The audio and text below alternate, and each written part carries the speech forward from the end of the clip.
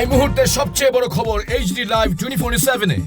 বর্ষায় বেহাল সোনামুড়ার রাস্তা, হাঁটু সমান জলে হাঁসের বিচরণ, ক্ষোভে পথ অবরোধ স্থানীয়দের।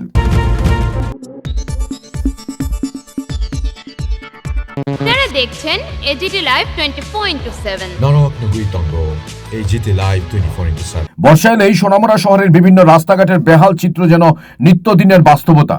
টানা বৃষ্টিতে চলাচলের অযোগ্য হয়ে পড়েছে একাধিক সড়ক। কোথাও হাঁটু সমান জল, কোথাও আবার সেই জমে থাকা পানিতে নিশ্চিন্তে সাঁতার কাটছে হাঁস। সরকারের উন্নয়নের দাবির সঙ্গে এই চিত্রের বিস্তর ফারাক দেখে ক্ষোভে ফুঁসছেন সাধারণ মানুষ।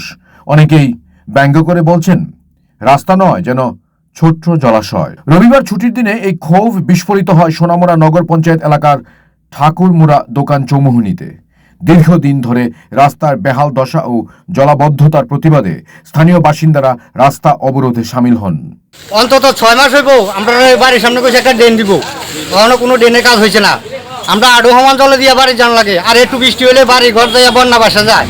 এরপরে পোলাবান স্কুল যেতে পারে না, বেশিরভাগ ওয়াইনজিসির গাড়িগুলো দিয়া আরও সব সাইডে একটা বিল্ডিং হয়েছে, বিল্ডিংয়ের সাইডে কতগুলো মাটি ফেলা রাখছে। এই মাটি লেগে আমরা ব্যাগ কাদা পোলাইন কত বই যায় স্কুল যায়, জামা ফ্যান সব বই যায় স্কুল যাইতেছে। মানে এটার ব্যাপারে আমরা কি হয়, আমরা জনসাধারণ কীভাবে এটা আমরা সম্পূর্ণভাবে কাজটা সম্পূর্ণ করতে পারি। এই কারণে 2-3 মাস ধরে রাস্তাটা বৃষ্টি হইলে এতটুকু জল জমে যায়, তো এই গাড়িগুলো চলতে পারে না। যদি গাড়িগুলো যায় মানুষের বাড়ির মধ্যে জল ঢুকে, তারপরে স্কুল টুলো যেতে পারে না। Bureau report, HD live 24/7।